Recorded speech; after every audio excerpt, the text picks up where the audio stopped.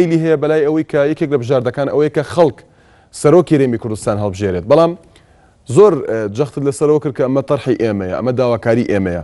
داواکاری ئێوە ئەوە بوو کە پەرلەمان لە داهاتوودا بتوانێت لێپرسینەوە بکات لە سەرۆکی هەرێمی کوردستان. بەڵام ئەگەر خەڵک هەڵی بژێرێت ئەو کاتە پەرلەمان دەتوانێت لێپرسینەوەی لێ بکات؟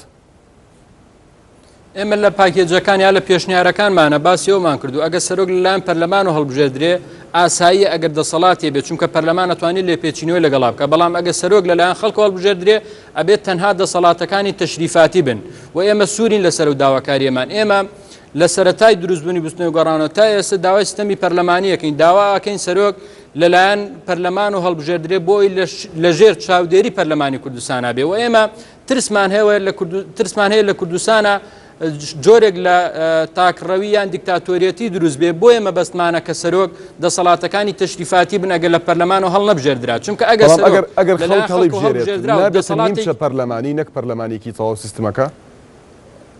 ئەگەر دەسەڵاتەکانی تەشریفاتی بن کێشە نیە، چونکە ئەو کاتە مەجاالەوەیتیانە بێتە تاکڕەوە، مەجاالەوەیتیانە دیکتاتۆر دروست بێ. ئێمە ترسی ئەوەمان هەیە و پێداگیری ئێمە لەسەر سیستەمی پەرلەمانی ترسە لەوەی کە لە منطقەکە ئێمە بینیمان هاوشێوەی منطقەکانی تر کوردستانیش بەرەو قۆناغی دیکتاتۆریەتی و تاکڕەوی بچێەوە.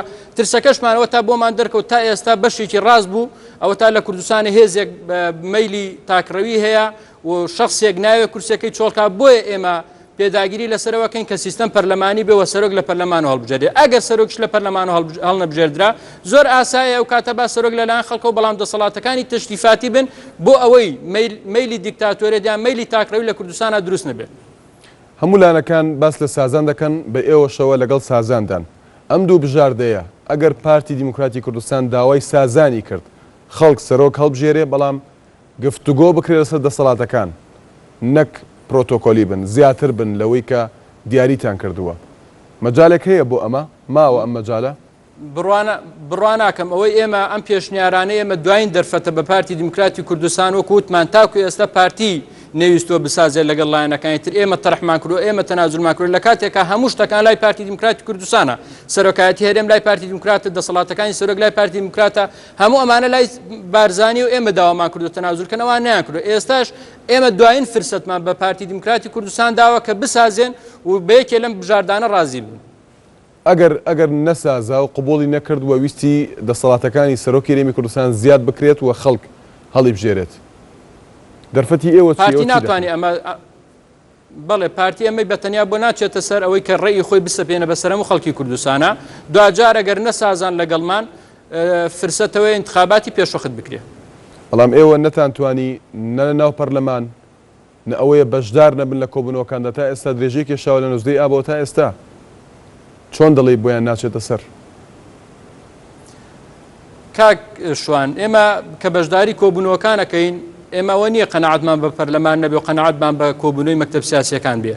بەڵام ئێمە هاوپەیمانێتێکمان هەیە لەگەڵ سێ لایەنی ترە. ئەو سێ لایەنە بەشێکیان پیان وایە ئەبێ ئێمە دابنشین و دانیشتنی ئێمەش بەشێکی قەنەعەتی خۆمانە بۆی بگەین بە حەلێک بۆی کوردستان لەم دۆخە قەیراناویە کە ئێمە پێمان وایە هەموو قەیرانەکانی تر پەیوەستە بە قەیرانی سەرۆکایەتی هەرێم بۆ ئەم قەیرانانە دروستکراون بۆی کوردستان لەم قۆناغە تێپەڕێن و لەم قەیرانانە نەجاتی بن بۆیە دانیشین. ئەگینا ئێمە ئەژزانین پەرلەمان مەرجعی خەڵکی کوردستانەوە بڕامە پەرلەمانە، بەڵام دانیشتنی ئێمە خەمی خەڵکی کوردستان و ئەمانەی کوردستان لەم دۆخە قەیرانەوانە تێپەڕێنین و بیگەێنین بە حەلێک. و پارتی دیموکراتی کوردستان بۆی نەچووەتە سەر. ئەوە تا پارتی دیموکراتی کوردستان ئەگەر بۆی بچواتە سەر ئێستا سەرۆکی هەڵەبژاردەوە سەرۆکی دانەوە تا لە پەرلەمان بۆی نەچووەتە سەر، ویستی بە قانون درێژی کاتۆ نەیتوانی، بۆیە پارتی بۆی نەچووەتە سەر و بۆشی ناچێت سەر ئەگەر بەتەنابی ڕێی خۆی بسەپێنێ.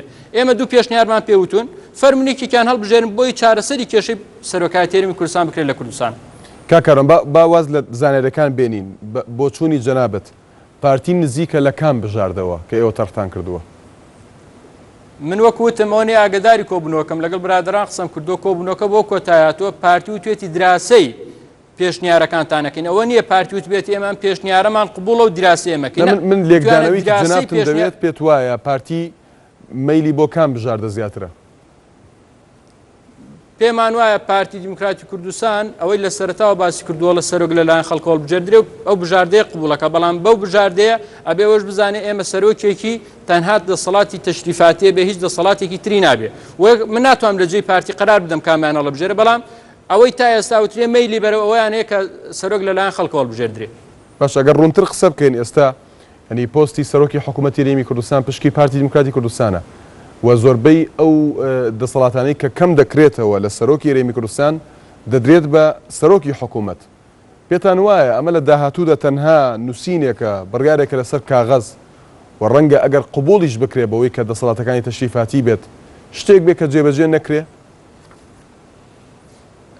طبعا ئەگەر ئەمە ڕێکەوتن بکەین لەسەر هەرێکێ لەم پاکێجانە بە قانون لە پەرلەمانەوە ڕێکەخرێت. دوو ئێمە نەمانتووە دەسەڵاتەکانی سەرۆکی هەرێم بچێتە لای سەرۆکی حکوومەت. ئێمە وتمانە دەسەڵاتەکانی سەرۆکی هەرێم ئەچێتە ئەنجومەنی وەزیران، چونکە ئەنجومەنی وەزیران بریتینێ لە سەرۆکی حکوومەت، بریتێ لە سەرۆکی حکوومەت و جێگرەکەی وەزیرەکان، واتە دەسەڵاتەکانی سەرۆکی هەرێم ئەگوازینەوە بۆ ئەنجومەنی وەزیران.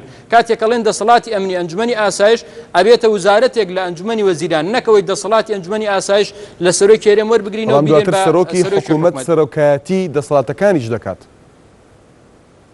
سەرۆکاتی دەسەڵاتەکان ناکە، لە ئەنجومەنی وەزیرانە دەسەڵاتەکان دابش کراوە. دەسەڵاتی دارایی لای وەزیری داراییە، دەسەڵاتی پێشمەرگە لای وەزیری پێشمەرگەیە، دەسەڵاتی ئەنجومەنی ئاسایش لای ئەنجومەنی ئاسایشە بێ ئەگەر بگوازرێتەوە، و دەسەڵاتی هەموو وزارەتەکان لای وەزیرەکانە بن. دەسەڵات لای سەرۆکی حکوومەت نابێ، بەڵام سەرۆکی حکوومەت سەرپەرشتی کابینەکەکەوە سەرپەرشتی کۆبنەوەکانی ئەنجومەنی وەزیرانەکە. باش ئەوە چۆن جێ ئەکرێتەوە لە یاسا دەکە قسە لەسەر یاسا کرد، چۆن ئەوە جێ ئەکرێتەوە کە پەرلەمان بتوانێت لێپرسینەوە بکە لە سەرۆکی هەرێم لە کاتێکدا خەڵک هەڵی دەبژێرێت بە یاسا ئەمە چۆن یەکلایی دەکرێت؟ ئێمە لە کاک شوان ئێمە لە پێشنیارەکانە باسمان کردووە ئەگە سەرۆک لەلایەن خەڵکەوە هەڵبژێردرێ ئەو کاتە پەرلەمان مافی لێپێچینەوە لێپرسینەوەی نابێت لە سەرۆکی هەرێم، کە سەرۆک لەلایەن خەڵکەوە هەڵبژێردرا و دەسەڵاتەکانی تەشریفاتی بن پێویست ناکە لێپێچینەوە لە چی بکە. ئەگەر سەرۆک فەرماندەی گشتی هێزە چەکدارەکان نەبێ، ئەگەر سەرۆک کەسی باڵای حکوومەت نەبێت لە کوردستانە تۆ لێپێچینەوەی لەسەر چی لەگەڵا بکەی ئەگەر تەنها دەسەڵاتەکانی تەشریفاتی بن. ئەگەر وابێ ئەمە پاش گەزبوونەوەیەک نییە لە داواکارەکانی ئێوە لە سەرەتادا کە داواتان کرد پەرلەمان مەرجع بێت و پەرلەمان بتوانێت لێپرسینەوە بکە، هەرچەندە ئەگەر سەرۆکی هەرێمی کوردستان دەسەڵاتەکانیشی کەم بکرێتەوە، بەڵام ئێوە داوای ئەوەتان دەکرد کە پەرلەمان بتوانێت لێپرسینەوە بکات. کاک شوان ئێمە ئێستا شەڵێن پەرلەمان مەرجعی خەڵکی کوردستانەوە، ئێمە پێداگیری لە سەرۆکەین سیستەمی حکومڕانی لە کوردستانە پەرلەمانیە و کاڵێن سەرۆک لەلایەن گەلەوە هەڵبژێردرێت دەسەڵاتەکانی تەشریفاتیە بن. ئێستا دکتۆر لێرەدا پرسیارێک دروست دەبێت بۆی کە ئێستا وەزیرەکانی حکوومەتی هەرێمی کوردستان دەسەڵاتیان هەیە، کۆمەڵک دەسەڵاتیان هەیە، یعنی نەتوانراوە لێپرسینەوە بکرێت لە زۆربەی وەزیرەکان بۆ هەموو کێشەی کە هەیە. ئێستا خەریکە لێپرسینەوە دەکرێت لە وەزیری دارایی کە ئەندامانی فراکسیۆنی گۆڕانیش خەریکی ئەوەن و لەگەڵ ئەوەژا وەزیرەکانی تر ئەو کێشانەی کە هەن ئێستا، یعنی نەتوانرێت لێپرسینەوە بکرێت لە وەزیرێک چۆن دواتر بیر دەکرێتەوە لەوەی کە لێپرسینەوە لە سەرۆکی حکوومەتیش بکرێت تەنانەت کە دەسەڵاتەکان دێتەناو ئەنجومەنی وەزیرانەوە.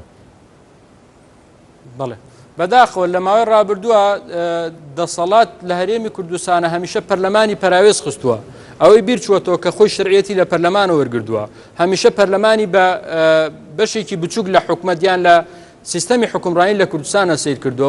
ئەوە ئێمەین پێداگیری لەسەرەوەکەین کابێ پەرلەمان مەرجع بێ، کابێ پەرلەمان لە هەموو دنیا شوایە تۆ ئەگەر هەر دەسەڵاتێک لایەنێک چاودێری نەکە یا متابعی نەکە لێپێچینەوەی لێ نەکە ئەو دەسەڵاتە بەرەو گەندەڵیە چێ، بەرەو تاکڕەویە چێ، بەرەو دیکتاتۆریەتیە چێ. بۆیە ئێمە مەبەستمانە پەرلەمان لێپێچینەوەیان چاودێری دەسەڵاتەکان بکات لە کوردستانە. ئەوە ئێمە نین، ئەوە لایەنەکانی ترن کە نایانوێت پەرلەمان مەرجع بێ و ئێمە خوازیارین ئەوانیش قەنەعەت بێن. ئێمە لە ئێستا لە حکوومەتێکی بن کە فراوانین تەنها بە بستنەوەی گۆڕان نە چاکسازیەکرێ و ناشەتوانین وەزیرێک بانکەینە پەرلەمان، ئەبێ هەموو لایەنەکان نێتی چاکسازیانە بێ، نێتی ئەوانە بێ پەرلەمان مەرجع بێ، ئەو کاتێ ئێمە توانین پەرلەمان بکەینە مەرجعی خەڵکی کوردستان. بەڵێ ئەرسەبارەت بە کۆبوونەوەکەی ئەمڕۆ کاکەروان زانیاری دراوە بە ئێمە کە کۆبوونەوەی داهاتوو 6 مانگی داهاتووە لە شاری سلێمانی، کاتەکەی زۆرە، تێبینی چییە لەسەر ئەو کاتە زۆرەی کە دانراوە بۆ کۆبوونەوەی داهاتوو؟ بەڵێ پێم وایە پەیوەندی بە پشوەکانی مانگی نۆ هەیە و دواتر ئەگەر هەڵە نەبم و پێش وا بێ هەروایە خەڵکی کوردستان تەواو بێئازار بوون و بێ کۆبوونەوەی داهاتوو کە لە سلێمانیەکرێک کۆتا کۆبوونەوە بێت لەسەر پرسی سەرۆکایەتی هەرێمی کوردستان و ئێمە پێمان وایە هیچ شتێک نەماوە قسەی لەسەر نەکرێ و هیچ ئەوەی کاوترێ سازان مەجای سازان نەماوە. ئەو پێشنیارانە دوایین پێشنیاری ئێمە بن بۆ چارەسەری پرسی سەرۆکایەتی هەرێمی کوردستان و ئەبێ پارتی دیموکراتی کوردستانش بەشێک لە دەسەڵاتەکانە بەشێک لە داواکاریەکان کە هەیەی تەنازولی لێ بکات بۆی بگەین بە سازان. کەواتە مادەم بە پەیوەندی بە جەژنەوە هەیە بە پشۆکانی جەژنەوە بەلاتەوە ئاساییە کە ئەوەنە دواخراوە بەڵایگە لە منە پرسیینەوەڵا بەلام و ئاسایی نییە کاکشوان بەڵام وەکوتم ئەوان پیان وا بووە لەبەر پشۆکان پارتی دیموکراتی کوردستان ناتوانێت کۆ بێتەوە بۆیە 6 مانگ هەڵبژێردراوە ئەوەی من ئاگداریش بم ڕەنگە ئەمە دوا فرسەت بێ بۆ لایەنەکان بگەن بە سازان بەشێکی پەیوەندی بەوە بێ کە ئەمە دوایین فرسەتەوە ئابێ کۆبوونەوەی 6 مانگ ئەڵێت ئەنجامی کێبین ئەگینا خەڵکیش و لایەنەکانیش تووشی بڵێ بێهیوای بێ ئەمەلیە بن لەسەر پرسی سەرۆکاتی هەرێمی کوردستان. سپاس بۆ کاروان هاشم ئەندامی جوواتی نیشتیمانی زوتنەوەی گۆڕان کە لە هەولێرە لەگەڵماندا بووی.